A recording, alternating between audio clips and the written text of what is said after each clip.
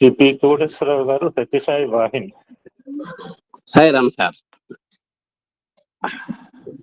ఓం శ్రీ సాయిరామ్. ఓంకార బీజ రూపాయ సర్వేశాయ జగత్పతే ప్రథమాయ నమస్తుభ్యం శ్రీ సత్యసాయి గణాధిప.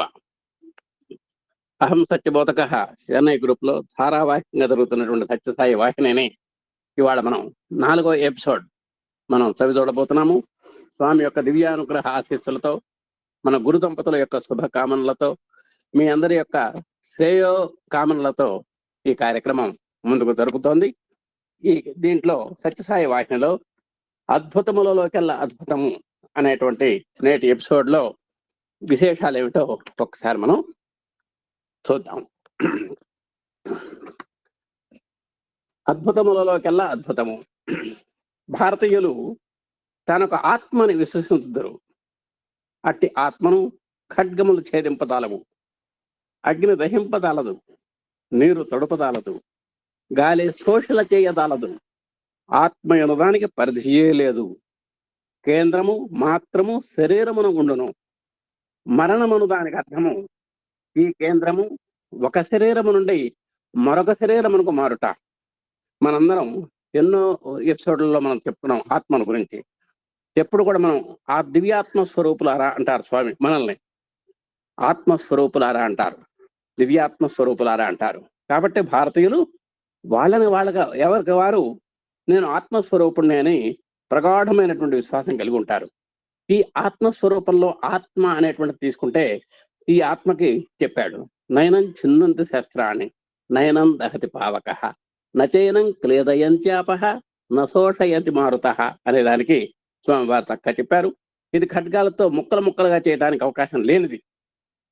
మంచి మండుతున్నటువంటి నిప్పులో పడేసినా సరే ఈ ఆత్మ అనేటువంటిది తగలపడదు. పేద సముద్రంలో తీసుకెళ్లి పడేసినా అది మునగదు, తడవదు. గాలి శోషణ చేయదాలదు, అంటే శుష్కింపజేయటం అనమాట. అంటే కృషింపజేయటం తెలియదు. ఆత్మ మీద అసలు పరిధే లేదు దానికి. అది ఎంత ఉంది అంత ఉంది, దీని యొక్క పరిధి ఇంత అని చెప్పడానికి అవకాశం లేదు. కాబట్టి ఇది మనం లెక్కల్లో వృత్తము అని ఉంది. ఆ వృత్తంలో ఒక మధ్యలో ఒక చుక్క ఉంటుంది, దాన్ని కేంద్రము అంటారు. అలాంటి కేంద్ర బిందువుతో కనుక పోలిస్తే ఈ ఆత్మ అనేటువంటిది ప్రతి ఒక్క శరీరంలో ఉంటుంది. ఒక బిందు రూపంలో ఉంటుంది అనుకుంటే మనం ఈ కేంద్రం అనేది దీనికి స్థానం ఏమిటంటే శరీరము. శరీరాన్ని ఆశ్రయించుకొని ఉంటుంది ఆత్మ. ఇక మరి మరణం ఉన్నది కదా మనకు. ఆ మరణం అంటే అర్థం ఏంటంటే చెబుతున్నారు, ఈ కేంద్రము ఒక శరీరం నుండి మరొక శరీరమునకు మారుట. చెప్పాడు, దేహినోస్మిన్ యథా దేహే కౌమారం యవ్వనం జర తథా దేహాంతర ప్రాప్తి ధీరస్తత్ర నమోష్యతి. దేహాంతర ప్రాప్తి అన్నాడు. మీరు ఉయ్యాల్లో నుంచి కాన్వెంట్ కుర్రాళ్ళగా తయారయ్యారు, కాన్వెంట్ కుర్రాళ్ళ నుంచి హై స్కూల్ కుర్రాడుగా తయారయ్యారు. అంటే మన భాషలో చెప్పుకుంటున్నాం. వెంటనే ఎంటెక్ కుర్రాడుగా మీరు రూపుదిద్దుకున్నారు, వెంటనే వివాహం చేశారు. తర్వాత 60 ఏళ్ళు వచ్చినాయి. ఇదంతా కూడా ఒక దశ తర్వాత ఒక దశ ఎలా తిరుగుతోందో, శరీరం మార్పులు చెందుతుందో, ఆ మార్పులు చెందినప్పుడు మీరేం కంగారు పట్టక్కర్లేదు. ఉయ్యాల నుంచి దిగంగానే మీరేం కంగారు పడలా. హై స్కూల్కి వెళ్ళినప్పుడు కంగారు పడలేదు, ఏమిటో మార్పులు వస్తున్నాయి నా శరీరంలోనని. కాలేజీకి వెళ్ళినప్పుడు వింతగా తోతలేదు. వివాహమై సంసార వ్యవస్థలోకి వచ్చినప్పుడు కూడా పెద్ద మీరేం గమ్మత్తుగా భావించలేదు. రిటైర్ అయినా కూడా అనుకున్నాను తప్ప పెద్ద ఇబ్బంది ఏం లేదు. ఇవన్నీ కూడా జీవన దశలు. అలాంటి జీవన దశల్లో తుడియ దశ మరణము అని అనుకున్నప్పుడు ఇక మనం దీని గురించి దిగులు పడాల్సిన పని ఏమిటి, దిగులు చెందాల్సిన పని లేదు కదా. అలాంటి ఒక శరీరం నుంచి ఒక శరీరమునకు మారేటువంటి తత్వం ఆత్మ కొరది. అంటే ఎప్పుడైతే శరీరం మరణించిందో, అంటే ఆత్మ ఆ శరీరంలో ఎప్పుడైతే లేచి మరొక శరీరానికి వెళుతుందో ఇట్ ఈజ్ కాల్డ్ మరణము అని మనం ధృవీకరించుకుంటాం. ఇది భారతీయుల యొక్క విశ్వాసము. అంటే ఈ ఆత్మ అనేది దేహాంతర ప్రాప్తి అనేటువంటిది మనందరికి ప్రగాఢ విశ్వాసం ఉంది. ఆత్మ భౌతిక నియమములకు లోబడినది కాదు. మనమంతా కూడా పంచభూతాత్మకమైనటువంటి శరీరం అన్నాయి. దేహము పాంచభౌతికము. గాలి వస్తే ఒక రకంగా ఉంటాం, నిప్పు దగ్గర నిప్పు మనకు సోకినప్పుడు ఒక రకంగా భావన వ్యక్తం చేస్తాం. అలాగే రకరకాల భావాలు ప్రకృతి జైర్ గుణ. ప్రకృతిలో ఏ గుణాలు ఉంటాయో ఆ గుణాలకు అనుగుణంగా మన శరీరం స్పందిస్తుంది. మంచి చలి పుట్టినప్పుడు దుప్పటి కప్పుకుంటుంది, బాగా ఎండగా ఉన్నప్పుడు మరి ఒక్కోసారి వస్త్రం కూడా విడిచి అవతల పడేస్తుంది. అలాగే అగ్ని ఉన్నప్పుడు కొంచెం భయపడుతుంది, ఇది దూరంగా జరుగుతాం. ఇవన్నీ కూడా మనకు ప్రకృతి సంబంధమైనటువంటి గుణములతో మన శరీర అవయవాలు పనిచేస్తూ ఉంటాయి. కాబట్టి అలాంటి భౌతిక నియమాలకు కట్టుబడి ఉన్నది మన శరీరం. కానీ ఆ మనలో మన యొక్క హృదయంలో ఉండేటువంటి ఆత్మ ఉంది చూశారు, అది మాత్రము వీటికి ప్రకృతి నియమాలకు కానీ భౌతిక నియమాలకు కానీ లోపడదది. స్వతసిద్ధముగా అది యుక్తము. అంటే యుక్తము అంటే కూడినది అని అర్థం. దేంతో కూడింది? ఒక శరీరముతో కూడి ఉంటుంది. ఎప్పుడు కూడా ఒక శరీరాన్ని ఆశ్రయించుకొని ఉంటుంది. ఎప్పుడైతే ఆత్మ లేదో అక్కడ చనిపోయింది అని మనం అర్థం చేసుకుంటాం. నిర్నిబద్ధము. మనందరికీ మరి సంసారంలో ఎలా ఉండాలి, ప్రపంచంలో ఎలా ఉండాలి, దేవాలయాల్లో ఎలా ఉండాలి, ఇవన్నీ కూడా మనకు నియమాలు ఉన్నాయి. ఆ నియమాలు దానికి లేవు. పైగా పావనము, చాలా పవిత్రమైంది ఆత్మ. శుద్ధము, ఏం దానికి మత్సే లేదు. పరిపూర్ణము, ఇక అంతకంటే పరిపూర్ణ రెండోది లేదు. ఇది ఇంత ఉంది అంత ఉంది అనటానికి లేదు. పరిపూర్ణము. కాబట్టి అది భౌతిక పదార్థమునకు అంటగట్టబడి తాను భౌతిక పదార్థమునియే భావించుకొనుతుండును. మనం ఏం చేస్తున్నాము? దేహ భావనతోటి ఆ ఆత్మ కూడా ఒక పదార్థమే, భౌతిక పదార్థమే అనేటువంటి ఊహలో మనం తేలియాడుతున్నాం. అది ఇంద్రియాతీతమైనటువంటిది, భౌతిక అతీతమైంది అని మనం అనుకోవటంలా. అది కూడా భౌతికంలో భాగమే, ఒక పదార్థమే అనుకుంటున్నాం మనం. ఇది దాని యొక్క చమత్కారం. అంటే మనకు కనబడకుండా, వినబడకుండా, ఏమాత్రము వికారం లేకుండా, మనకు ఏమాత్రము అదృశ్య మాత్రంతో ఉండేటువంటి ఆత్మ మనల్ని గమ్మత్తు చేస్తుంటుంది అనమాట. అంటే ఉన్నట్టే భ్రమింపజేస్తుంది. తీరా చూస్తే పట్టుకుందామంటే ఎక్కడ దొరకదు. ఇది మానవ ప్రవృత్తిలో ఉన్నటువంటి ఒక చమత్కారం. ఈ చమత్కారమును తెలుసుకున్న ఎట్టి వారికి వీలు కాదు. ఆ ఆత్మ ఎలా ఉంటుంది, ఎలా దాన్ని పట్టుకోవాలి, ఎలా సాక్షాత్కరింపజేసుకోవాలి అనేటువంటి దానికి మన ఋషులు, మహర్షులు, మునులు, మహామునులు వీళ్ళంతా కూడా తపో సంపన్నత చేత కూడా చివరికి దాన్ని గోచరం చేసుకోలేకపోయినటువంటి స్థితి కూడా మనం చూస్తున్నాం.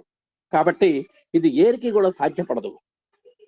పరిపూర్ణముగు ఆత్మ తాను అపరిపూర్ణముగు భ్రాంతిలో ఎట్లు చిక్కుకోగలదు? ఆత్మేమో పరిపూర్ణమైనది. మన యొక్క దేహ భావనతో కూడినటువంటి ప్రాపంచిక వ్యవస్థ అంతా కూడా మరి భ్రాంతితో కూడినటువంటిది. ఇదంతా కూడా భ్రాంతే. ఒక్క పరమాత్మ మాత్రమే శాశ్వతము. సృష్టిలో ఆయన చేత సృజింపబడినటువంటి అన్ని కూడా, అన్ని దృశ్యాలు, అన్ని పదార్థాలు నశ్యములే, నశ్వరములే, అంటే క్షణభంగురములే. మీరు ఏ వస్తువు పేరన్నా చెప్పండి, అది దానికి కూడా మనం ఎక్స్పైరీ డేట్ అనేది ఉంటుంది. ప్రతి దానికి కూడా ఎక్స్పైరీ డేట్ ఉంటుంది. ఒక్క స్వామిని సృష్టించినటువంటి విభూతికి తప్ప ఈ ప్రపంచంలో అన్నిటికీ ఎక్స్పైరీ డేట్ ఉంది. మరి మనం భ్రాంతిలో ఎలా చిక్కుంటుంది? అది పరిపూర్ణమైనటువంటి ఆత్మ అపరిపూర్ణమైనటువంటి ఈ ప్రపంచంలో ఎలా చిక్కుంటుంది? దీనికి దానికి సంబంధం ఎట్లా ఉంటుంది? కుదరదు. అంటే కానీ దేనికని ఈ ప్రశ్న వచ్చిందంటే, అది శరీరంలో ఉంటుంది అనేటువంటి భావన ఇందాక చెప్పుకున్నాం మనం. ప్రతి శరీరంలో కూడా ఆత్మ హృదయంలో ఉంటుంది. హృదయేర్జున తిష్టతి అన్నాడు శ్రీకృష్ణ పరమాత్మ.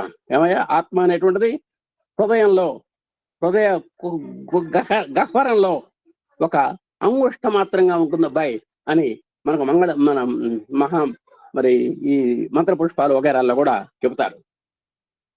భారతీయులు ఈ ప్రశ్నకు ఆస్పదమే లేదని చెప్పి తప్పించుకోతూతురని కొందరు తలంతో వచ్చును. ఏదైనా భారతీయులు అట్లా చెబుతున్నారు, దీనికి ఆస్కారం లేదని ఎవరైనా అన్నప్పటికీ దానికే సమస్య లేదు. తమ అజ్ఞతను కప్పి పెట్ట చూతురు. అంటే ఎలాగైనా సరే ఈ ఆత్మ అనేటువంటిది ఉన్నది, అది కూడా భౌతిక పదార్థమే అని నమ్మించటానికి చూస్తారు మనల్ని. విశుద్ధమును అఖండమును అగు పదార్థము, విశుద్ధమును అఖండమును అగు పదార్థము అణుమాత్రముగానైనా తన స్వభావమును ఎట్లు కోల్పోగలదు? కాబట్టి అలాంటి పవిత్రమైనటువంటి, ఏమాత్రము అఖండమైనటువంటి, పరిపూర్ణమైనటువంటిది ఈ అణుమాత్రమైనటువంటి ప్రపంచంలో ఎట్లా ఇముడుతుంది? కుదరదు. భారతీయుడు అకృత్రిమ స్వభావుడు. కృత్రిమము అంటే ఆర్టిఫిషియల్, అకృత్రిమము అంటే ఆర్టిఫిషియల్ కానిది, అంటే స్వతసిద్ధమైనది. కాబట్టి భారతీయుడు సహజమైనటువంటి స్వభావం కలిగినటువంటి వాడు. కుతర్కములను ఆశ్రయించి తప్పించుకుని చూడడు. ఏదో వితండవాదం చేసి తన యొక్క వాదాన్ని నెగ్గించుకుందాం అనేటువంటి థీరీ ఆయనకి లేదు. సమస్యను పురుషోచిత విధమున ఎదుర్కొన్న ధైర్యము గలవాడు భారతీయుడు. ఎలాంటి లౌకిక అలౌకిక సమస్య వచ్చినా సరే తన యొక్క శాస్త్రాలని తస్మా శాస్త్రం ప్రమాణంతే తన యొక్క ప్రామాణికమైనటువంటి ఆ వేద ప్రమాణంతో ఆయన రుజువు చేయగలిగినటువంటి ధీరోచితమైనటువంటి ధైర్యం కలిగినటువంటి వాడు మన భారతీయుడు. కనుక ఆ సమస్యకి సమాధానము. కాబట్టి ఆ ఆత్మ అనేటువంటిది భౌతిక పదార్థము కాదు అనేటువంటి ఇక్కడ మనకు రూఢిగా రుజువైంది. పరిపూర్ణముగా వస్తువు, పరిపూర్ణ వస్తువుకు ఆత్మ తాను అపరిపూర్ణమైనదని తలచుకొనుటయు, తాను భౌతిక పదార్థముతో చేరి దానిని నియమింపబడదని తలంచుకొనుటయు ఎట్లు సంభవించును? ఇందాక మనం అన్నాం ఏమండి, ఆత్మ అనేటువంటిది ప్రతి శరీరాన్ని ఆశ్రయించుకొని ఉంటుంది అని చెప్పుకున్నాం. ఆత్మ పరిపూర్ణమైన వస్తువు, అపరిపూర్ణమైనదని అనుకోవటం పొరపాటు. భౌతిక పదార్థంతో చేరి అంటే శరీరము భౌతిక పదార్థం, ఆ శరీరం అనేటువంటి పంచభౌతికమైనటువంటి దాంతో చేరి ఇది కొన్ని నియమాలకు లోబడి పనిచేస్తోంది అని వాళ్ళు వాదించినప్పటికీ అది కుదరదు, ఇది సంభవించదు. తాను శరీరమునని తలచుకొనుట ప్రతి వాడును ఎరిగిన విషయమే. ఇది నా చెయ్యి అంటాడు, ఇది నా కాలంటాడు, ఇది నా తల అంటాడు, పైగా నేను అంటాడు. అంటే తన దేహాన్ని చూసే ఒక నేను అనేటువంటి భావన చెప్పుకున్నాడు తప్ప ఆత్మ అనేటువంటిది ఉందని తాను ఆత్మస్వరూపుడు అనేటువంటి విషయం భౌతికంగా మానసికంగా మర్చిపోతున్నాడు. దీనికి జవాబిచ్చడం కూడా ఎవరు పూనుకోరు. అది భగవదిచ్ఛ అనట సమాధానమే కాదు. పోనీ ఈ దేహ భావన మనకి ఎలా వచ్చింది అనేటువంటిది మనం వాదించడానికి కూడా అవకాశం లేదు. సహజం, మనం అంతా కూడా దేహ భావంలో ఉన్నాం కాబట్టి, విషయేంద్రియ సంయోగంలో ఉన్నాం కాబట్టి, ప్రకృతి యొక్క గుణాలతో మనం లోబడి పనిచేస్తున్నాం కాబట్టి ఇదంతా కూడా ఇది భౌతికంగానే మనం ఉంటాము. ఇది అని భారతీయుడు పలుకు మాట కన్నా ఈ సమాధానంకు ఏమీ ఆధిక్యత లేదు. తేలినదేదనా ఏంటంటే దీనివల్ల ఇప్పుడు ఈ వాదోపవాదాల వల్ల మనకు తేలినటువంటి సారాంశం ఏంటంటే జీవాత్మ నిత్యము. ఈ ఆత్మ అనుకున్నాం, ఆత్మనే పరమాత్మ అని కూడా చెబుతున్నాం. మనం ఆ నదీ తీరంలో ఉన్నటువంటి నదిలో ఉన్నటువంటి నీరుని బిందెలో పోస్తే బిందె నీరు, చెంబులో పోస్తే చెంబెడు నీరు, గ్లాసులో పోస్తే గ్లాసెడ్ నీరు అన్నట్టుగానే ఆ పరమాత్మ కూడా ఒక జీవుడిలో ఒక హృదయంలో అధివసించాడు కాబట్టి జీవుడిలో ఉన్నటువంటి ఆత్మ కాబట్టి మనం జీవాత్మ అని చెప్పుకుంటున్నాం. నిజంగా జీవాత్మకి పరమాత్మకి ఏమీ తేడా లేదు. నిజంగా ఆ నదిలో ఉన్న నీరుకును ఆ బిందెలో నీరుకి తేడా ఏముంది? బిందెలో ఉన్నది కాబట్టి బిందెడి నీరు అన్నాం, చెంబులో ఉన్నది కాబట్టి చెంబెడి నీరు అన్నాం, గ్లాసులో ఉంది కాబట్టి గ్లాసెడ్ నీరు అన్నాం. అలాగే ఆ పరమాత్మ కూడా జీవిలో ఉన్నాడు కాబట్టి జీవాత్మ అని అన్నాం, అంతకంటే లేదు. ఆ జీవాత్మ ఎట్లాంటిదంటే నిత్యము, ఎటర్నల్, ఇక దానికి సమస్య లేదు. అది దానికి నశింపనేటువంటిది లేదు, పుట్టుక లేదు, గిట్టుక లేదు. అమృతము అంటే మరణము లేనిది, పరిపూర్ణము, అనంతము, దానికి ఆద్యంతాలు లేవు. మరణమనగా దాని కేంద్రము ఒక శరీరము నుండి మరొక శరీరమునకు మారుట అనే ముందు తెలిపి తిని ఇంతకు ముందే చెప్పుకున్నాం.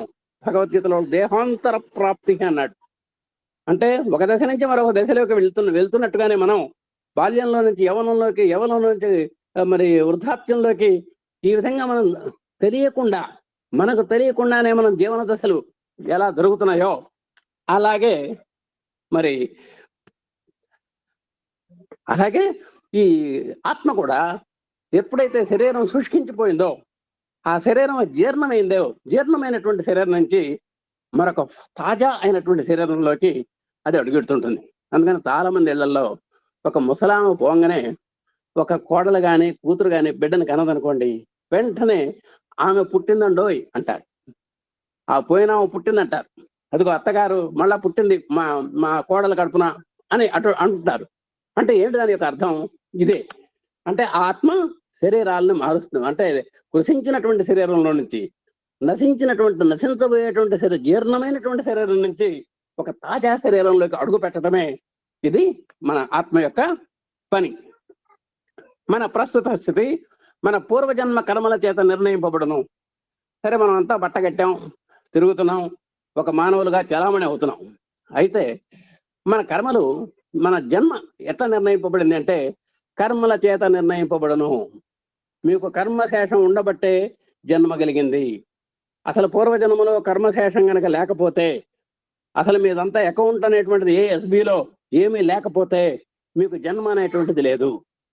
అందుకనే శంకరాచార్యులు గారు అన్నారు, ఏమండి, ఆయన మరి అన్నాడు కదా, ఆయన ప్రతి అనుక్షణం మనం జన్మిస్తున్నాము, అనుక్షణం తల్లి యొక్క కడుపులో పుడుతున్నాము అని మనం ఆయన చెబుతున్నారు.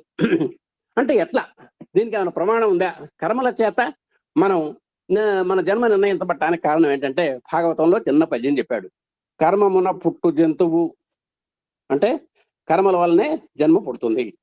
నీవు చేసుకున్నటువంటి సత్కర్మల వల్ల కానీ దుష్కర్మల వల్ల కానీ వాటి యొక్క పరిపాకం వల్ల నీకు ఏ జన్మ శాంక్షన్ చేయాలి అనేటువంటిది పరమాత్మ కేటాయించడం వల్ల నువ్వు ఒక స్త్రీగా పుట్టినా, ఒక పురుషుడిగా పుట్టినా, ఒక యోగిగా పుట్టినా, ఒక మహర్షిగా పుట్టినా, ఏదైనా సరే నీ యొక్క జన్మకు కారణము కర్మలు. కర్మమున పుట్టు జంతువు, కర్మమున వృద్ధి పొందు, ఆ కర్మల చేత నేను పెరుగుతావు. కర్మమున చెడు, కర్మమున వల్లనే నువ్వు లైవ్ అందుతావు. కర్మమే జనులకు దేవత. సాక్షాత్ మనందరికీ మనం ఆ కర్మే దేవత. అందుకనే తస్మై నమ కర్మణే అన్నాం. అందుకని ఆ కర్మకు నమస్కారం అండి అని అంటుంటాం మనం. తస్మై నమ కర్మణే అని అంటుంటాం. అని చేయాలట ప్రతి పని కూడా. కర్మమే సుఖ దుఃఖములకు కారణం అది అని చెప్పాడు. కాబట్టి ఈ మన సుఖ దుఃఖాలకు కూడా కారణము కర్మమే అని చెబుతున్నాడు. కాబట్టి ఈ యొక్క ప్రామాణికమైనటువంటి భాగవత వచనం ద్వారా మన పూర్వజన్మ మన కర్మల చేతనే నిర్ణయించబడింది.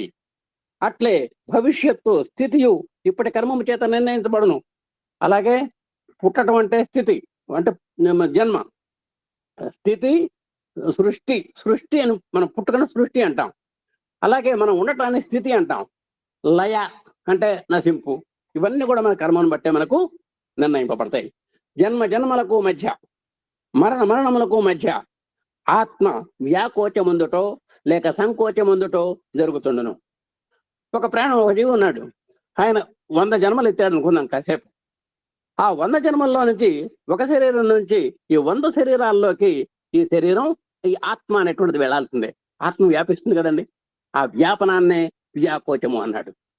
ఒక ఆయన అత్యంత పుణ్యమైనటువంటి కర్మలు చేసుకొని కరెక్ట్ గా జంతువునాం నరజన్మ దుర్లభం అనేటువంటి వాక్య ప్రమాణం చేత ఎక్కడో ఎన్నో పుణ్య కార్యాలు చేసి ఈ నరుడుగానే ఆయన విదేహ ముక్తి పొందాడు అనుకుందాం.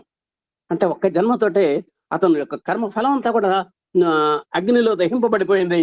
ఆయన ముక్తి పొందాడు అనుకుందాం. అప్పుడు దాన్ని సంకోచం అంటారు. కాబట్టి ఈ కర్మల యొక్క ఆత్మ యొక్క వ్యాపనం కానీ, ఆత్మ యొక్క సంకుచితం కానీ మన యొక్క జన్మలకు మధ్య జరుగుతూ ఉంటుంది. మరణమాలకు కూడా మధ్యలో జరుగుతూ ఉంటుంది. ఎందుకంటే పునరుజ్జన్మం అన్నాం కదా. కాబట్టి మన కర్మశేషం ఉంటే మళ్ళా పుట్టవలసిందే. కానీ మనుషుడు తుఫాన్లో చిక్కిన చిరునాబవలే ఒక క్షణమున నురుగులుగకు మహాకల్లోల శిఖరమునకు ఎగజిమ్మబడును. ఆ మనుషుడు మంచి సత్కర్మలు చేశాడనుకోండి, హిమాలయ మహోన్నత శిఖరానికి ఎగబ్రాకుతాడు అతను. అలాగే ఒకవేళ ఏదన్నా పాపపు కర్మ చేశాడనుకోండి, అనంతర క్షణమున ఆవలించుతుండు అగాధములోనికి భీషణ వేగముతో కూలద్రోయబడును. మంచి చేశాడా ఉన్నత శిఖరాగ్రానికి వెళ్తాడు. ఏదైనా పాపప్పం చేశాడా వెంటనే ఆ భూతలానికి, అంత మహోన్నతమైనటువంటి శిఖరం నుంచి భూతలానికి దుర్లి వస్తాడు. దీన్ని ఒక చోట చెప్పారు, మీరు మంచి కీర్తి ప్రతిష్టలు సంపాదించుకోవాలంటే ఎలాంటిది అంటే అది ఒక రాతి గుండును ఉన్నతమైనటువంటి కొండ మీదకి, ఒక పర్వతం మీదకి తీసుకెళ్ళడం లాంటిది మీరు కీర్తి గడించడం అనేది. మనకు మంచి పేరు రావాలి, అలాని వారు మంచివారు అనేటువంటి పేరు రావాలంటే ఒక రాతి గుండుని భూతలం నుంచి ఆ పర్వత శిఖరానికి తీసుకెళ్ళడం ఎంత కష్టమో, మీరు మంచి పేరు సంపాదించుకోవడం అంత కష్టం. ఒకవేళ సంపాదించుకున్నామండి, ఆ రాతి గుండెను తిన్నగా తీసుకెళ్ళాం, కొండ మీద పెట్టాం, అక్కడ నిలుపుకోగలగాలి.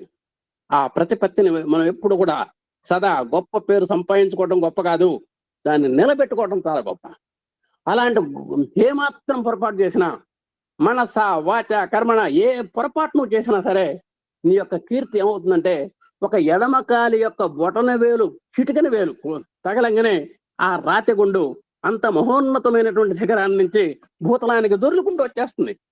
అలాగే నువ్వు చేసిన చిన్న తప్పిదం వల్ల నీ యొక్క కీర్తి ప్రతిష్టలు అంతా కూడా అణగారిపోతాయి. దీనికి లౌకికంగా కూడా ఎన్నో ఉదాహరణలు మనం లౌక్యంలో చూస్తున్నాం. మంచి హై లెవెల్కి వెళ్ళినటువంటి వాళ్ళని చూసాము, లో లెవెల్కి దిగజారిపోయినటువంటి వాళ్ళని కూడా మనం చూస్తాం. ఇక్కడ పేర్లు చెబితే బాగుండదు. అలాంటి మరి ఆ తత్ప్రభావం మన భీషణ వేగంతో కొలతరేయబడను. కాబట్టి ఒక మంచి కీర్తి ప్రతిష్టలు సంపాదించడం ఎంత మహోన్నతమైన రాత్రి గుండెను కొండ మీద తీసుకెళ్ళినంత కష్టంతో కూడినటువంటిది. ఒక చెడు సంపాదించుకోవాలంటే పెద్ద సమస్య కాదు, ఒక్క త్రుటి కాలం చాలు. సత్కర్మ దుష్కర్మ వశుడై తత్ప్రభావముచే అటునిటు దొరలుతుండు వాడేనా. కాబట్టి మానవుడు సత్కర్మ చేస్తే చక్కగా కీర్తి ప్రతిష్టలతో వెలుగుతూ ఉంటాడు, దుష్కర్మ చేస్తే అణగారిపోతాడు.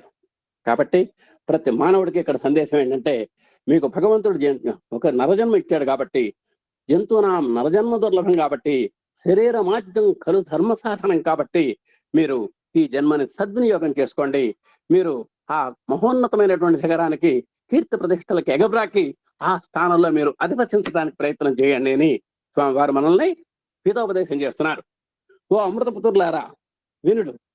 భ్రాంతికిని అంధకారమునకును ఆవల నుండి ఆ పురాణ పురుషుని భారతీయ మహా ఋషులు కనుగొని వారు ఈ విధముగా జవాబు చెప్పారు. మనకు లోకాలన్నీ ఉంటాయిటండి.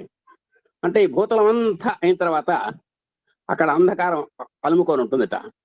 ఈ లోకాలు దాటి ఆ అంధకారాన్ని కూడా అధిగమించి ఆవల ఉంటాటండి మన పురాణ పురుషుడు, మన వేద పురుషుడు, మన భగవానుడు అక్కడ ఉంటాడు.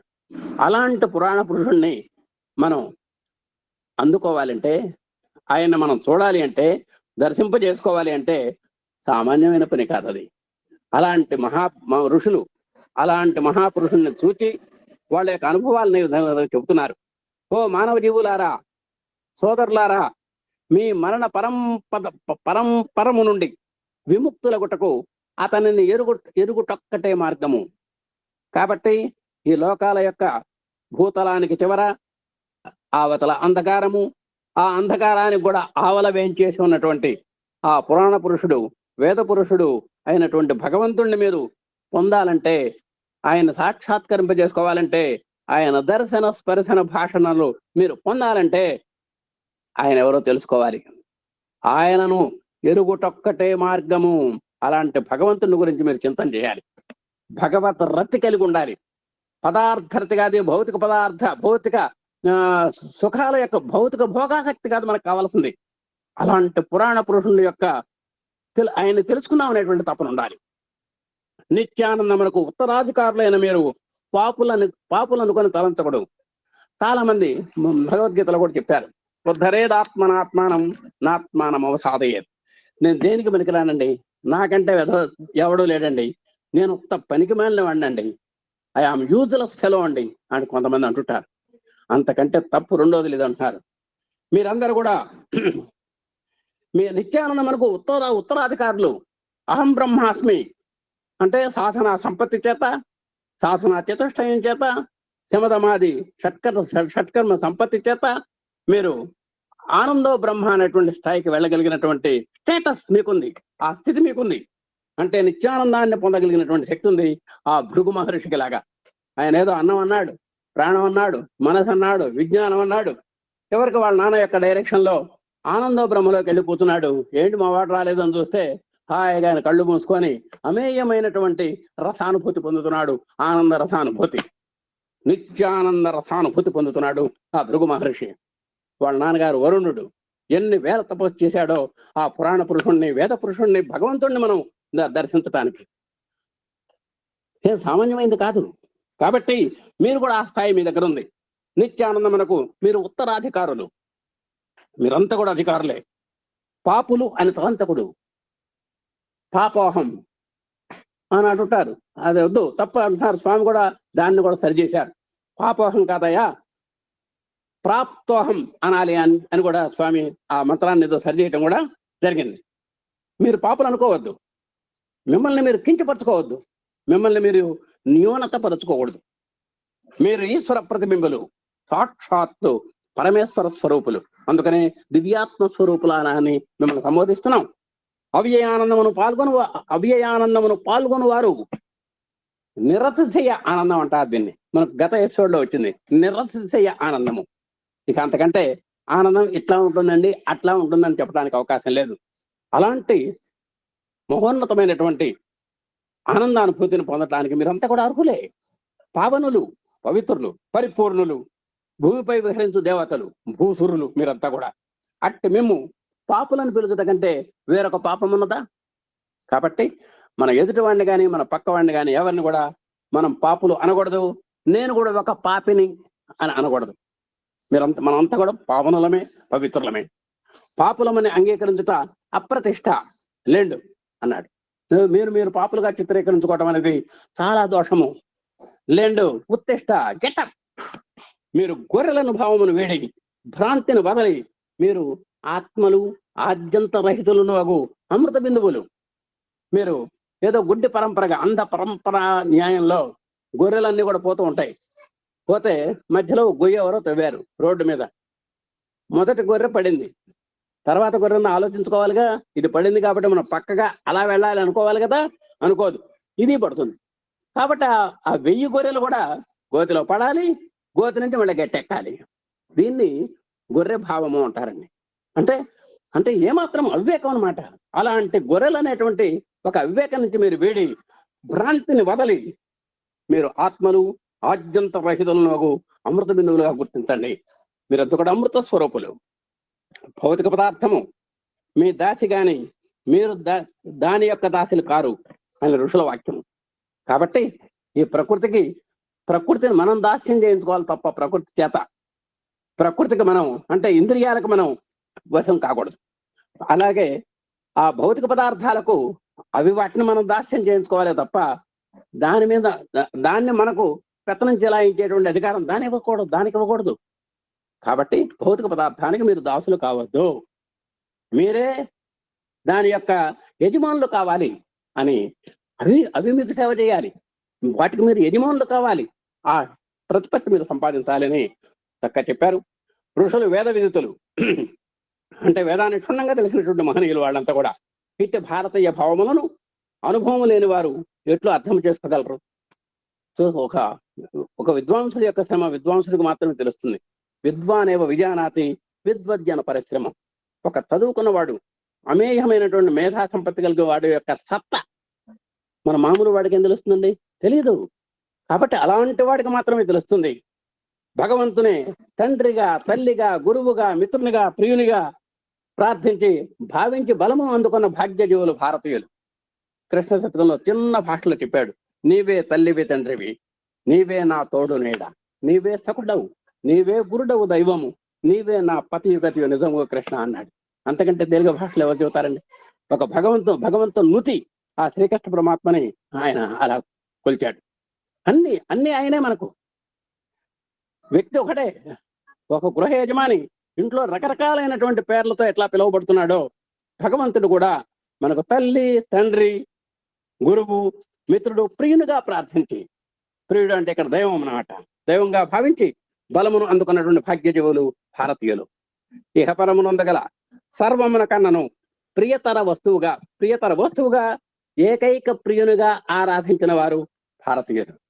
ఒక్క భగవంతుణ్ణి అత్యంతమైనటువంటి ప్రేమాస్పదుడిగా, ప్రేమావతారిగా, ప్రేమ పురుషునిగా, ప్రేమమయునిగా కొలిచినటువంటి వాళ్ళు భారతీయులండి. కేవలం ఇంద్రియ సుఖములనే ఎరుగు జనసామాన్యము అట్టి పరమసత్యమును ఏ రీతిగా గ్రహించగలరు? చూడండి, శ్రీకృష్ణ పరమాత్మ చెప్పాడు, 1,000,000 మంది బయలుదేరితే నన్ను చూద్దామని, అన్నిట్లో సున్నాలన్నీ కొట్టేస్తే ఒకటి ఎలా మిగులుతుందో ఆ ఒక్కడు మాత్రమే కచ్చిన్మాం వేత్తి తత్వతః. ఆ 1,000,000లో ఒక్కడే నన్ను చూడగలుగుతాడు, నా తత్వాన్ని తెలుసుకోగలుగుతాడు, నన్ను గుర్తించగలుగుతాడు, నా దరి చేరగలుగుతాడు అని సుప్రీంకోర్టు రూల్ ఇచ్చాడు ఆయన భగవంతుడు. ఈ 1,00,00,000 మంది ఈ సున్నాలని కొట్టేయటమే. వీళ్ళంతా మధ్యలో దారిపోయినటువంటి వాళ్ళే వీళ్ళంతా.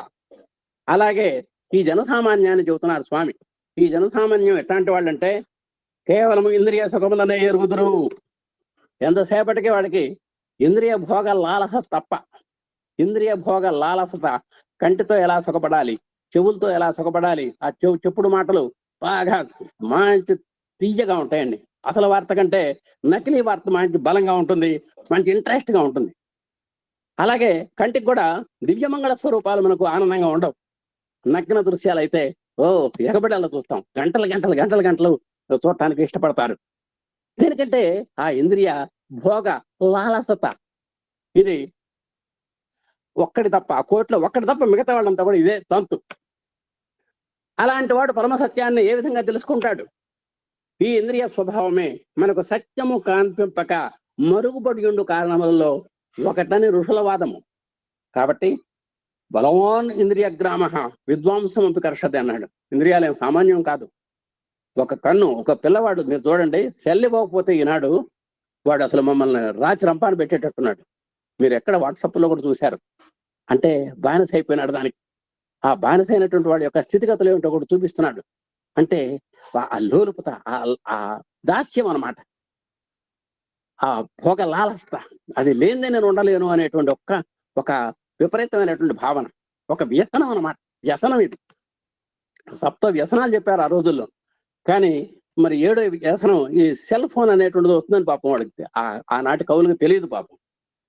ఆ విధంగా ఇంద్రియ భోగాసక్తి వివిధ సిద్ధాంత కల్పనము. ఏ సిద్ధాంతాలు మనం పరిశీలించినా సరే ఒక మహోన్నతమైనటువంటి వేద పురుషుడి దగ్గరికి వెళ్ళాలి అంటే ఆటంకం కలిగిస్తోంది ఈ ఇంద్రియ భోగాసక్తి.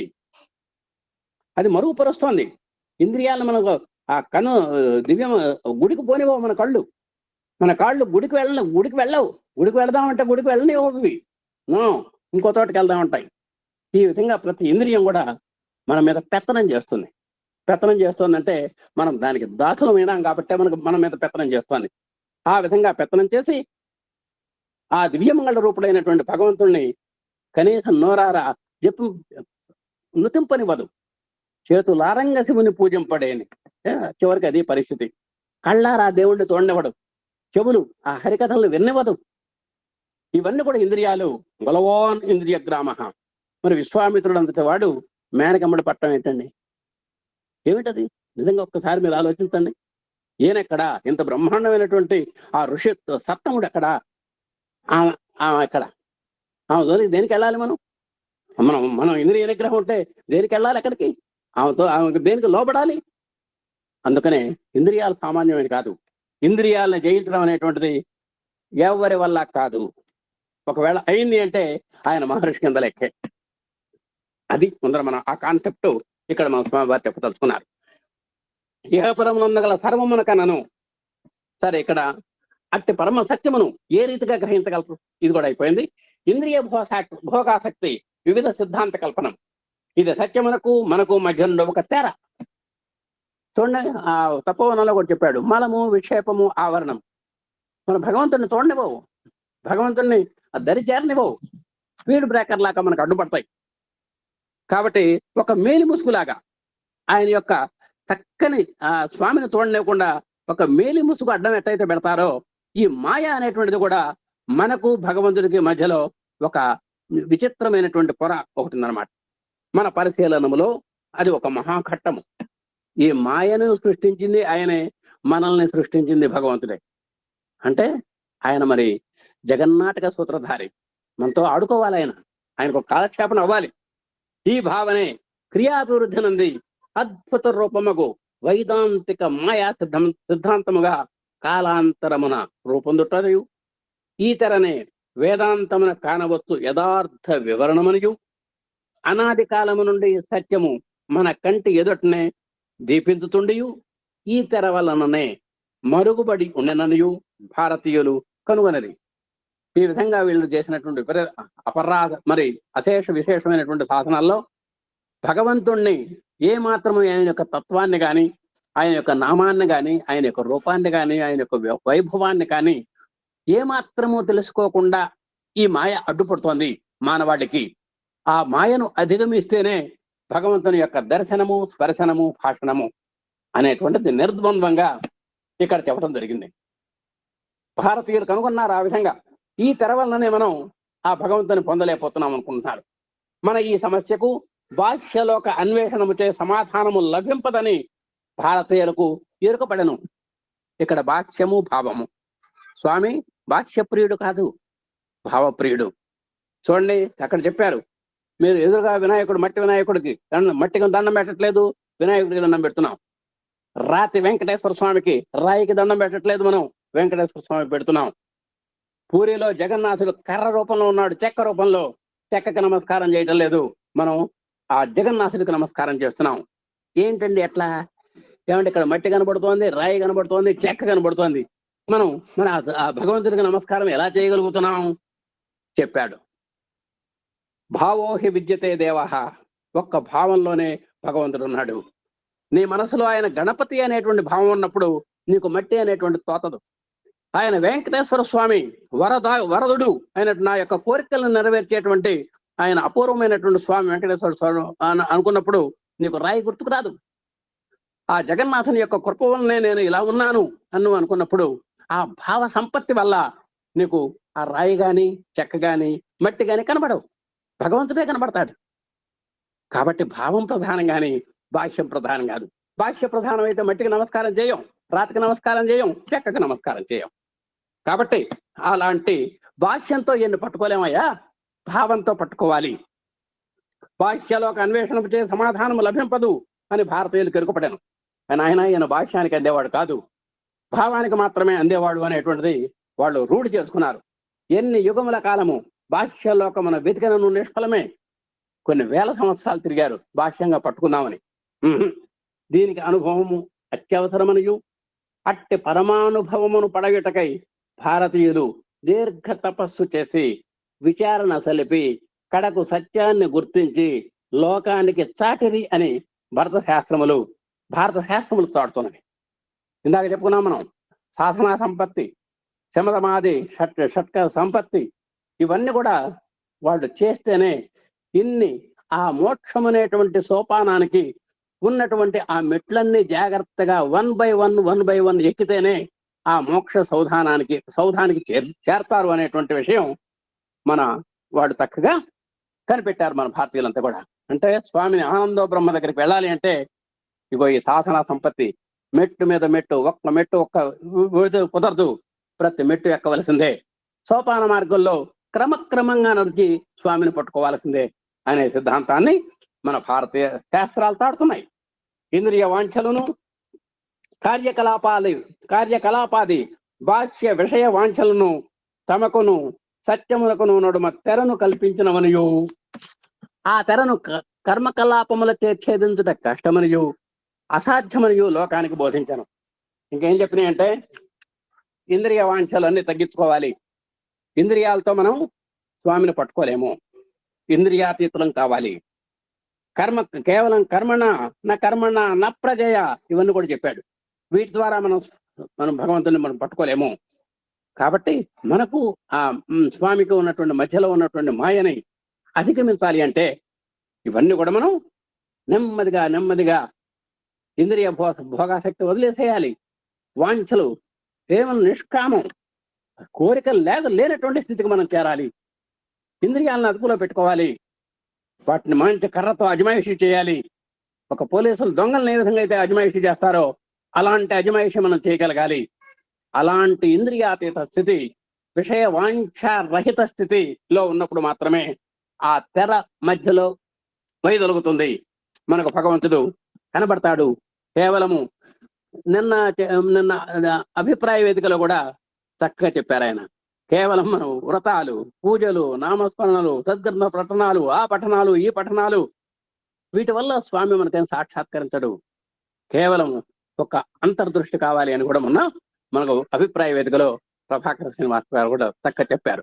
కాబట్టి అలాంటి మన భాష్యం నుంచి అంతరంగ దృష్టికి వెళ్ళాలి, ఆంతరంగిక దృష్టి అలవర్చుకోవాలి, అంతర్ముఖీనత సంపాదించాలి, లోతూపులోకి వెళ్ళాలి.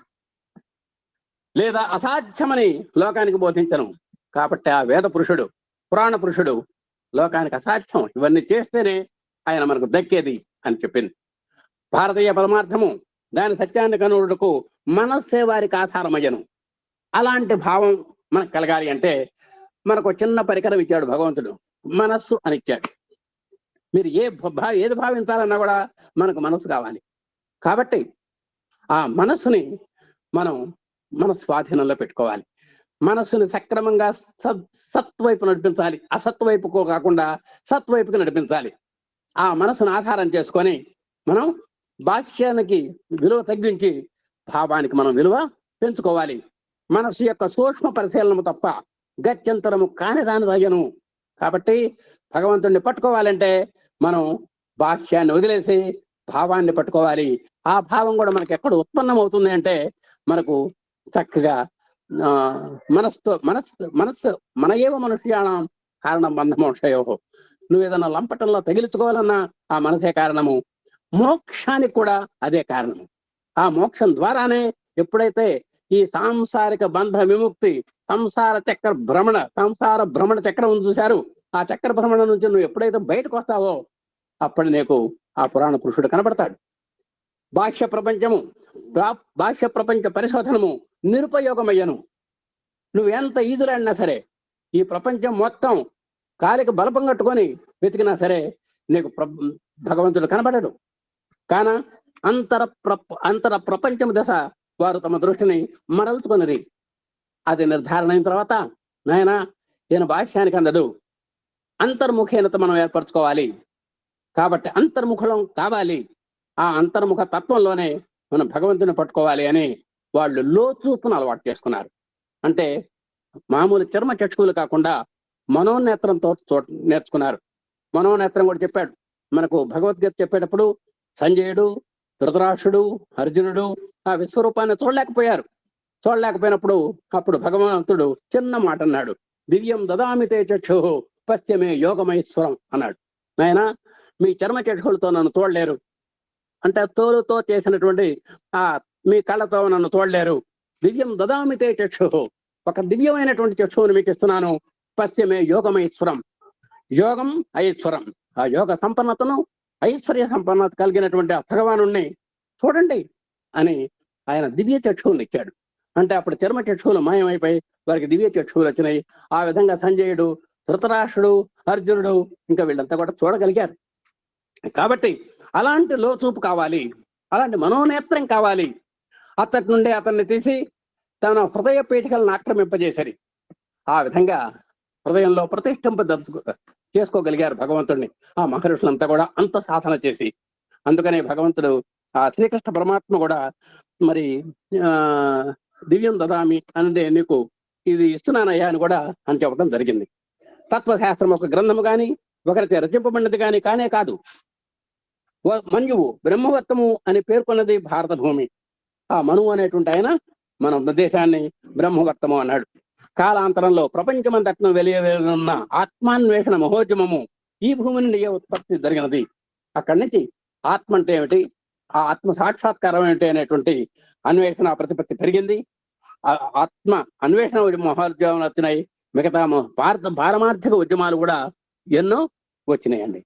మేఘ గర్జాభావముతో తమ ఆధ్యాత్మిక సందేశమును లోకమునకు తాటినవి. ఆ విధంగా ఆధ్యాత్మికల్లో ఎన్నో మహోన్నతమైనటువంటి అంశాలని ఆ మహర్షులు వాళ్ళు మనకు ఆవిష్కరించగలిగారు, మనం స్వీకరించగలిగాం. భారతదేశం మీదకి శత్రుదాడి వెడలి వచ్చినప్పుడల్లా ఆ ధాటి ప్రఘాతమునకు ప్రప్రథమున మారొడ్డి నిలుచు భారమును ఈ పవిత్ర భూమి వహింపవలసి వచ్చను.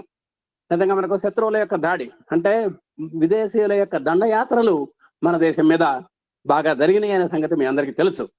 ఆర్యావర్తం పైకి వచ్చు దుర్వాతములకు, ఆటుపోట్లకి ధీరభూమిలోనే దండిమిగల వక్ష ప్రదేశములే మొదట గురి కావలసి వచ్చను. ఆ విధంగా ఆ దాడి దెబ్బలకు దుర్వాతములు అంటే ఆ వాళ్ళ వీచినటువంటి ఆ సందర్భంగా వీచినటువంటి పెనుగానులకు మనం గదగద వణకేటువంటి పరిస్థితి మన భారతదేశానికి వచ్చింది. అయినా సరే ఇట్లు ఎన్నో సార్లు ఘోర హింసలను అనుభవించి ఈ భూమి ఇప్పటికీ తన యశో వైభవమును, తన బలమును పూర్తిగా కోల్పోలేదు. ఎన్ని దాడులు జరిగినా, ఎన్ని పెనుగాలులు వీచినా, గాలివానలు వచ్చినా సరే తట్టుకున్నటువంటి ఏకైక దేశము మన భారతదేశము. దేనికంటే ఇది పుణ్యభూమి, కర్మభూమి, జన్మభూమి కాబట్టి. ఈ భూమి ఇప్పటికీ తన యశోవైభవమును తన బలమును పూర్తిగా కోల్పోలేదు. ఇత్తటి నుండియే సాధుమూర్తి నారక మహాశయుడు అత్యద్భుత రూపమగు తన ప్రేమ భావమును బోధించను.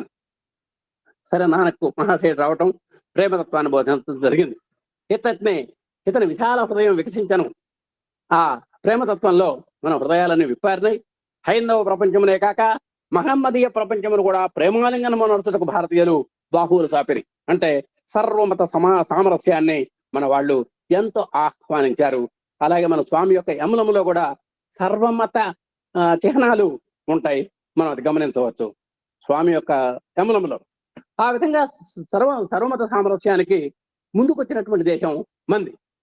కాబట్టి హైందవ పురుష శేఖర్లందు అగ్రస్థానం వహించినటువంటి చివరి వారిలో గురు గోవింద సింగ్ ఈ భూమి యందు నిజ మతోద్ధరణ అర్థము తన ప్రియతమ యొక్కయు రక్తపాతమును కోర్చి ఎవరికై తానెట్టి ఘోరహింసల పాలయ్యనో వారు తమను విడనాడేనను తమ దేశీయులను ఏమాత్రము దూరక దక్షిణాపథమునకేగి హృదయము వీలిన మృగరాజు వలె ప్రాణములు విడిచాను.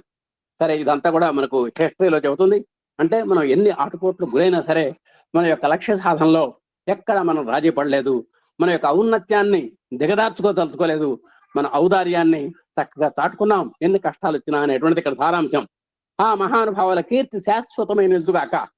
ఆ విధంగా మన యొక్క భారతదేశం యొక్క కీర్తి ప్రతిష్టల్ని మరి ఎంతో ఇనుమడింపజేసినటువంటి వారందరికీ కూడా మనం ఆ త్యాగ ధనులకు మనం నిరంతరము మనం నమస్సుమాంజలు సమర్పించాలి.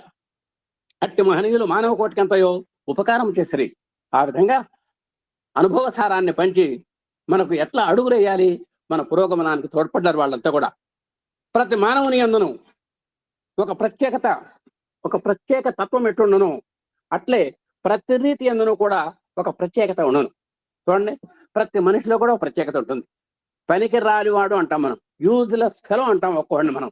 వాడి దగ్గర కూడా అమోఘమైనటువంటి టెక్నాలజీ ఉంటుంది, వాడికి కూడా తెలివితేటలు ఉంటాయి. అయితే మనం గుర్తించగలగాలి. మనం వాడి యొక్క చేతగానితనాన్ని గుర్తిస్తాం, కానీ వాడి యొక్క మేధా సంపత్తిలో ఉన్నటువంటి సృజనని మనం గుర్తించలేం. ప్రతి వాడును కొన్ని విషయములందు ఇతరులందరికన్నా భిన్నుడై స్వకీయములకు కొన్ని విశిష్ట లక్షణములు కలిగి ఎట్లుండును అట్లే ప్రతి జాతియు ఇతర జాతులకు లేని కొన్ని విశిష్ట లక్షణములు కలిగి ఉండను. ప్రతి మనిషిలో కూడా ప్రత్యేకమైనటువంటి స్పెషాలిటీస్ ఉంటాయి. ఒక అంగవికలుడిలో ఎన్నో ఉదాత్తమైనటువంటి లక్షణాలు ఉంటాయి. మరి అది కూడా భగవంతుడు ఒక చోట మైనస్ ఇచ్చినా కూడా ఒక చోట ప్లస్ ఇస్తాడనమాట. ఆ విధంగా మరి విశిష్ట లక్షణాలతో పాడుతుంటారు. ఈ లోకంలో పనికి వాడంటూ ఎవరూ లేరు. వేస్ట్ లో కూడా టేస్ట్ ఉంది అనేటువంటి విషయం మనం గుర్తుంచుకోవాలి.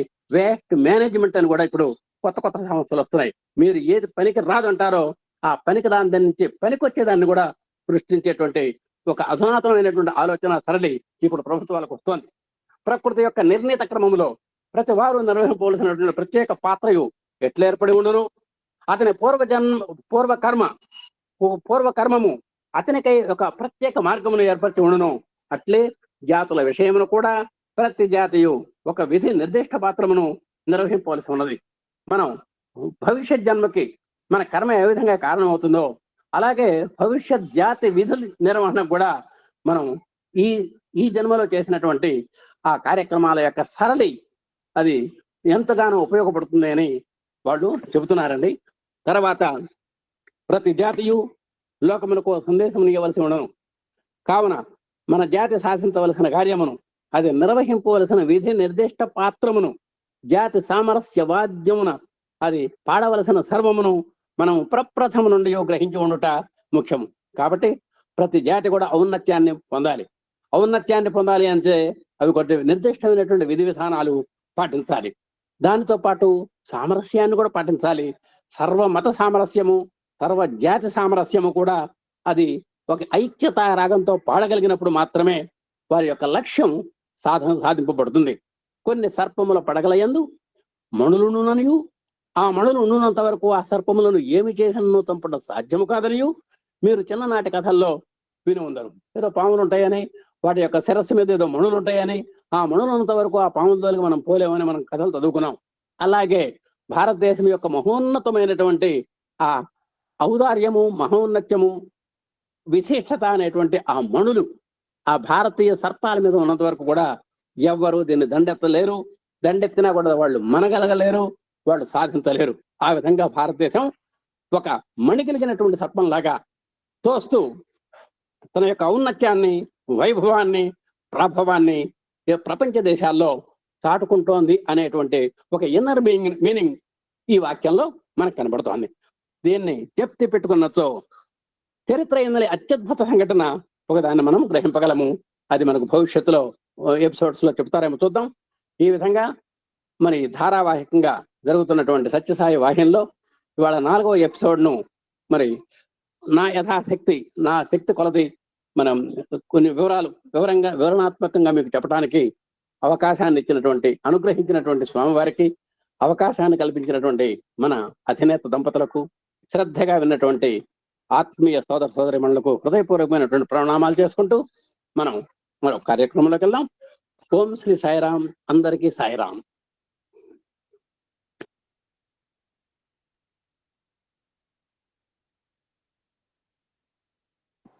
హరి గారు హనుమాన్ భజన పాడండి. సాయిరామ్ అండి. ఒక హనుమాన్ భజన పాడండి సార్. సరే, ఓకే. నేను 2 నిమిషాలు మాట్లాడితే మీరు నేను 2 నిమిషాలు మాట్లాడితే మీరు పాడని రెడీగా ఉండండి. Okay sir. సరే, ఇట్లా ఒక మహనీయుడు వెళ్తున్నాడు, ప్రచారం చేసుకుంటూ, ధర్మ ప్రచారం చేసుకుంటూ వెళ్తుంటే ఎవరిబడి వీళ్ళు ఇన్వైట్. ఏమన్నా ఇప్పుడు ఏమన్నా మహనీయుడు వస్తే దాని తొడపకం పిలవమా? ఎవరిన వస్తే రవి మనోహర్ పిలవడా? వాడు ఊరు వస్తే సరైన కూడా పిలుస్తుంది. ఎవరిబడి లేని ఇన్వైట్. ఒక మహనీయుడు ఎవరిని వస్తే సరే, ఆయన కూర్చున్నాడు. ఆయనకి రకరకాల పలహారాలు తీసుకెళ్లారు. ఊళ్ళో మొత్తుబరి బాగా ఉన్నాడు. అతన్ని నూనెలు, నెయ్యి, మంచి నూనె కాదు, నెయ్యితో తయారు పిండి వంటలు తీసుకెళ్లాడు. గుమ్మలు ఆడిపోతూనే కూర్చున్న వాళ్ళందరికీ సత్సంగం అయిపోతుంది, భజన అయిపోయి ఖచ్చితంగా మంగళారతి అయిన తర్వాత ఖచ్చితంగా అందరూ ఆ ప్రసాదమే తీసుకుంటారు అనుకున్నారు. ఆ ఊళ్ళో ఇంకో పండు మూతలమ్మ పాపం, పూరెస్ట్ ఆఫ్ ది పూర్, ఒక ఆవిడ అంటే పూరెస్ట్ ఆఫ్ ది పూర్ కి మనం హెల్ప్ చేయాలి. అటువంటి ఆవిడ కూడా పాపం తన చేతనే ప్రసాదం చేసుకొచ్చింది. సత్సంగం అయిపోయింది, మంగళహారతి అయిపోయింది. ఈయన చూస్తున్నాడు, ఊరు మొట్టబడి ఖచ్చితంగా ఆ కుడివైపు ఉన్న పదార్థాలు ఖచ్చితంగా అన్ని గుమ్మ నీటి వాసన వస్తాయి, తీసుకుంటాడని చెప్తున్నాను. ఆ కుడివైపున పదార్థాలు వదిలేసి ఎడమవైపు అతను రొట్టె పెంకుల మీద చేసిన ఒక రొట్టెలు తీసుకున్నాడు. ఈయన మూటబారి ఆశ్చర్యపోతాడు. అట్లా నెయ్యితో తయారు చేసే పదార్థాలు వదిలేసి ఎట్లా తీసుకుంటాడు? అప్పుడు ఒక ఆ స్వీట్ చేతిలో తీసుకుని చేతిలో పెడితే అందులో నుంచి నెయ్యి రాలేదు, నెయ్యి బదులు వేరేది వచ్చింది. ఈ ముసలమ్మ చేసిన పదార్థాలు పెడితే అందులో పాలు వచ్చినాయి. టేకన్ అన్నాడు. ఇందాక ఇంకోసారి ఇంకో మాట అన్నాడు, పనికిరాని వస్తువు లేదు. ఒక ఆయన వాడు భూమి మీద బాగా తింటున్నాడు అని చెప్పి నేను జంగల్లో పడేస్తే ఎంత, భూమి మీద బాగా తింటున్నాడు జంగల్లో పడేస్తే జంగల్లో ఎండిపోయిన ఆకులు అమ్ముకుని ఇంతకంటే ఎక్కువ సంపాదించారు. హరి గారు వాడండి. జన విల్ స్పీక్. జయ హో ఆంజనేయ, జయ హో ఆంజనేయ, పవన కుమార ఆంజనేయ, పవన కుమార ఆంజనేయ, జయ హో ఆంజనేయ, మారుతిరాయ ఆంజనేయ, మారుతిరాయ ఆంజనేయ, అతి బల భీమాంజనేయ, అతి బల భీమాంజనేయ, శ్రీరామదూతాంజనేయ, శ్రీరామదూతాంజనేయ, సాయి రామదూతాంజనేయ, సాయి రామదూతాంజనేయ, శరణం శరణం ఆంజనేయ, శరణం శరణం శరణం ఆంజనేయ, జయ హో ఆంజనేయ పవన కుమార ఆంజనేయ జయ హో ఆంజనేయ మారుతిరాయ ఆంజనేయ అతి బల భీమాంజనేయ శ్రీరామదూత ఆంజనేయ సాయి రామదూత ఆంజనేయ సాయి రామదూత ఆంజనేయ శరణం శరణం ఆంజనేయ శరణం శరణం శరణం ఆంజనేయ జయ హో ఆంజనేయ జయ హో ఆంజనేయ జయ హో ఆంజనేయ జయ హో ఆంజనేయ జయ హో ఆంజనేయ సాయిరామ్. साईराम।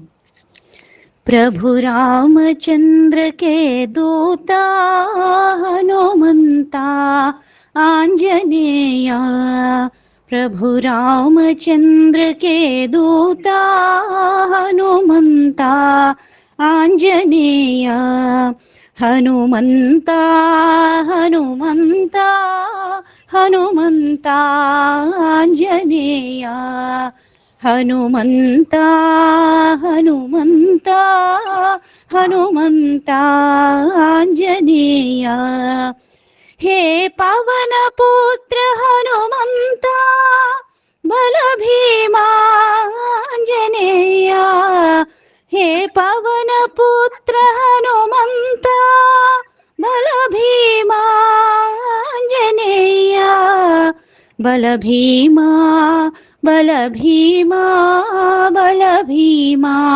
आंजनेया, बल भीमा बल भीमा बल भीमा आंजनेया। प्रभु रामचंद्र के दूता हनुमंता आंजनेया, हनुमंता हनुमंता हनुमंता आंजनेया, हे पवन पुत्र हनुमंता बल भीमा आंजनेया, बल भीमा बल भीमा बल भीमा आंजनेया, बल भीमा बल भीमा बल भीमा आंजनेया।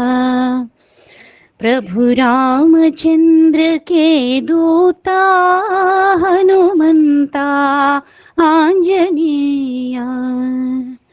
ఈరోజు Hanuma Jayanti. Yes I want to speak 5 to 10 minutes. ఎందుకంటే సార్ని కొంచెం తొందర చేశాను, చూసుకోలేదు సార్, సారీ. ఈ హనుమంతుడి గురించి డిఫరెంట్ గాథలు ఉన్నాయి. ఆయన పుట్టుక స్థలం గురించి కూడా డిఫరెంట్, ఇవన్నీ మనకు వద్దు. Don't go to కాంట్రవర్సైజ్.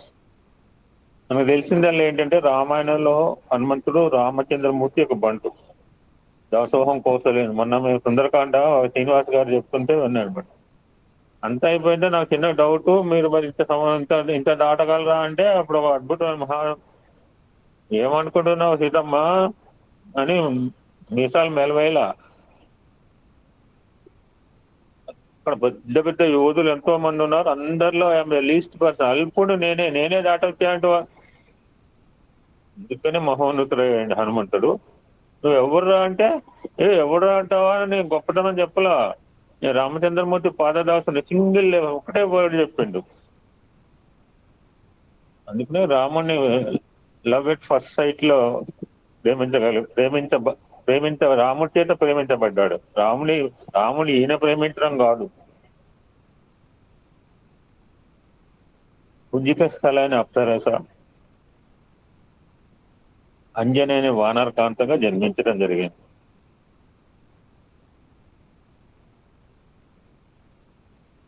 అంజనేని ఆడవ వానరం కేసరేని పురుష వానరం యొక్క కుమారుడుగా జన్మించాడు. గతంలో ఈ అంజన బ్రహ్మ న్యాయస్థానంలో ఒక అప్సరస్సులాగా ఉండేది. ఆమె బాల్యంలో నిన్న నారాయణమూర్తి భాగవతం చెప్తూ ఆ ప్రస్తావన తీసుకొచ్చాడు. పరీక్షిత్తు ముని తపోభంగం కలిగించినందుకు శపించబడింది. ఆమె బాల్యంలో కాళ్ళు ముడుచుకుని ధ్యానం చేసుకుంటున్న ఒక వానరాన్ని చూసి ఆశ్చర్యము, ఉత్సాహం రెండు ఒకసారి జమైనవి. అప్పుడు చిన్నపిల్ల వానరం పైన పండ్లు విసిరింది.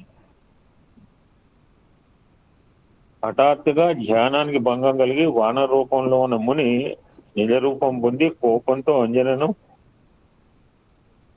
నువ్వు ఎవరితో అయితే ప్రేమలో పడ్డావో వానరంగా మారమని శాపం ఇచ్చాడు. మనకు తెలుసు, శాపము క్షమాభిక్ష కోరుకోవటము, క్షమించటము. నువ్వు వానర రూపంలో ఉన్నా ఎవరైతే నేను ఇష్టపడతారో, అంతేకాకుండా నువ్వు శివునికి అవతారమైన శిశువుకి జన్మించినప్పుడు ఆ శాపంలోంచి నీకు విడుదల జరుగుతున్న వరం ఇచ్చాడు. శాప విమోచనానికి అంజన భూమిపైన జన్మించింది.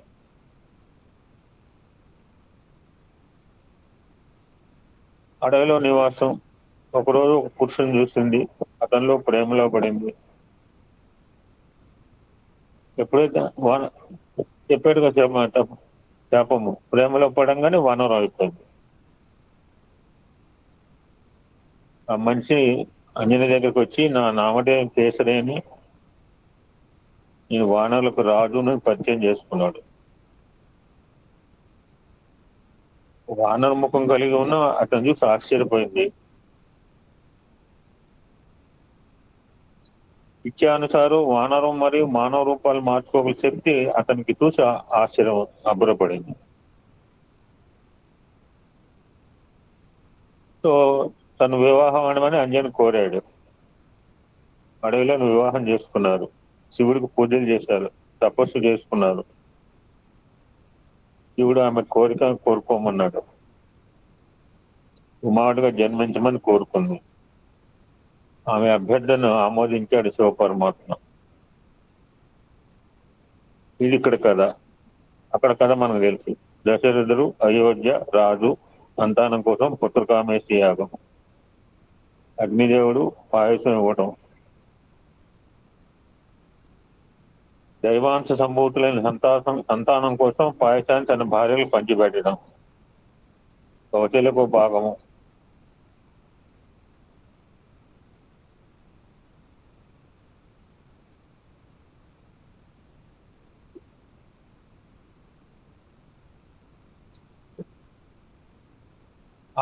అక్కడేమో కాకి గడ్డని చెప్పారు, ఇక్కడేమో ఇంకో రకం చెప్తున్నాడు.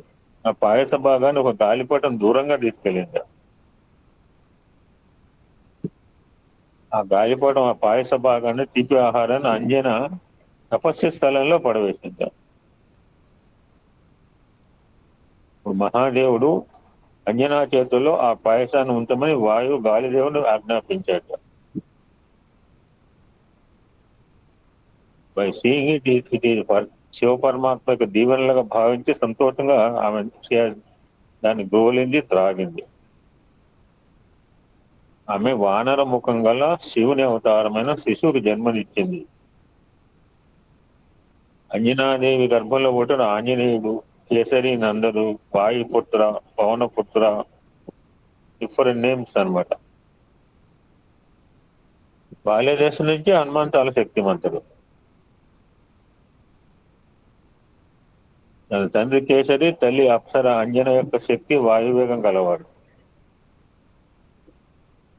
ఎప్పుడైతే హనుమంతుడు జన్మించాడో తల్లికి శాప విమోచన కలిగింది, స్వర్గం వెళ్ళిపోయింది. ఆ విధంగా హనుమంతుడు ఆదర్శనీయ దైవంగా ఆరాధిస్తుంటారు. ఒక మహాబలుడని, బుద్ధిశాలని, కపిశ్రేష్ఠుడని, సర్వశాస్త్ర పారంగతుడని, స్వామి భక్తి పరాయణుడని, రామదూత, ఎన్నో రకాలుగా స్తుతించబడుతున్నాడు.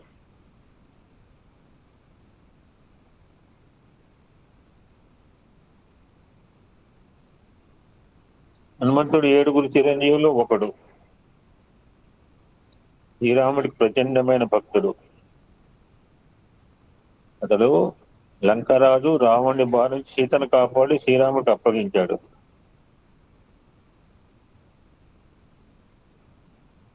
జన్మతః బలసంపుడైన ఆంజనేయుడు ఒక మారు ఉదయించున్న సూర్యబింబాన్ని చూశాడు, పండు అనుకున్నాడు, తినడానికి ఆకాశానికి వెళ్ళాడు. అప్పుడు ఇంద్రుడు తన వజ్రాయుధంతో బాలుని దవడ అంటేనే హనుమ అనమాట. హనుమ అంటేనే దవడపై కొట్టాడు. అలా కొట్టడం వల్ల ఆ బాలుని దవడకు తొట్టబడింది. తొట్టబడిన దవడ కలిగిన వాటం చేత హనుమంతుడు అని పేరు వచ్చింది. తన కొడుకుని దెబ్బ కొడతాడా అని ఆగ్రహించాడు వాయుదేవుడు, వేటడం మానేశాడు. అప్పుడు బ్రహ్మాది దేవతలు హనుమంతుడికి అనేక వరాలు ఇచ్చి వాయుదేవుని శాంతింపజేశారు. హనుమంతుడు కూడా దుష్ట శిక్షణ శిష్యరక్షణ కోసం రకరకాల అవతారాలు ఎత్తాడు. ఆయన కూడా 9 అవతారాలు ఉన్నాయట. ప్రసన్న ఆంజనేయ స్వామి, వీరాంజనేయ స్వామి, విశంతి భుజాంజనేయ స్వామి, పంచముఖ ఆంజనేయ స్వామి, అష్టాదశ భుజాంజనేయ స్వామి, సువర్చల ఆంజనేయ స్వామి, నారాయణమూర్తి సువర్చల సమేత అంటుంటాడు. మరి ఆయన గుళ్ళో ఏముందో నాకు చూశాను కానీ నాకు గుర్తు రావట్లా. చతుర్భుజ ఆంజనేయ స్వామి, వానరాకార ఆంజనేయ స్వామి, రకరకాల 9 రకాల అవతారాలు ఆంజనేయ స్వామికి ఉన్నాయి. అష్టసిద్ధ నవనిధికే దాత అంటుంటాం. ఈ దశమహా విద్యలతో సమానమైన శక్తి గలవాడు ఆంజనేయుడు అంటున్నాడు. అణిమ జస్ట్ చూసి యూ కెన్ కంట్రోల్ చేస్తాను. అష్టసిద్ధులు ఏంటంటే అణిమ అంటే శరీర పరిమాణం ఆవగిందంత చిన్నదిగా చేసుకోగలవాడు. మహిమ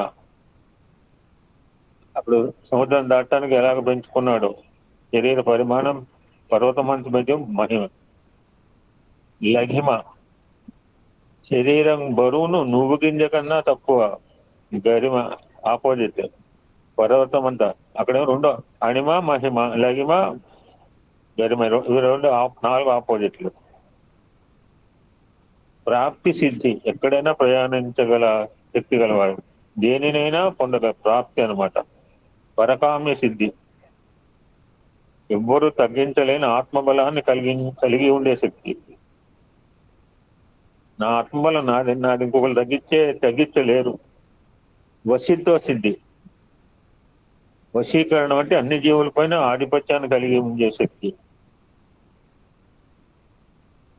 ఈశత్వ సిద్ధి దేనైనా సృష్టించగల మరియు దేనైనా నాశనం చేయగల శక్తి. ఇది 8 అనమాట.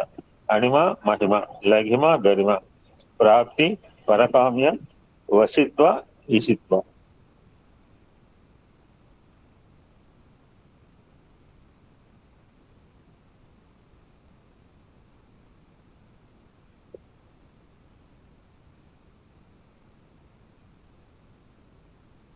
ఆ విధంగా హనుమంతుడు వైశాఖ మాసంలో కృష్ణపక్షంలో దశమి తిథి నాడు పూర్వాభాద్ర నక్షత్రం శనివారం కర్కాటక లక్షణంలో వైద్యుతి యోగంలో జన్మించాడు. యోగం కర్ణ కూడా ఈ అమ్మాయి చెప్తోంది. ఈ అమ్మాయి మెసేజ్ కూడా పెట్టింది, చూసుకోండి ఒకసారి.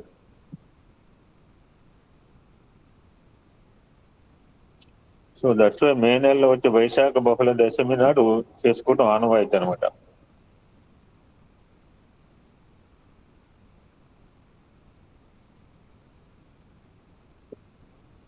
ఆంజనేయ వీర హనుమంత సూర వానర వీర వాయుకుమార.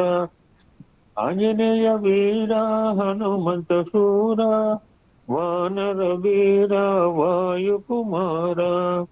శ్రీరామ్ జయ రామ్ జయ జయ రామ్ సీతారాం జయ రాధేశ్యాం. శ్రీరామ్ జయ రామ్ జయ జయ రామ్ సీతారాం జయ రాధేశ్యాం. శ్రీరామ్ జయ రామ్ జయ జయ రామ్ సీతారాం జయ రాధేశ్యాం. శ్రీరామ్ జయ రామ్ జయ జయ రామ్ సీతారాం జయ రాధేశ్యాం. సీతారాం జయ రాధేశ్యాం. సీతారాం జయ రాధేశ్యాం. ఓం శాంతి శాంతి శాంతి.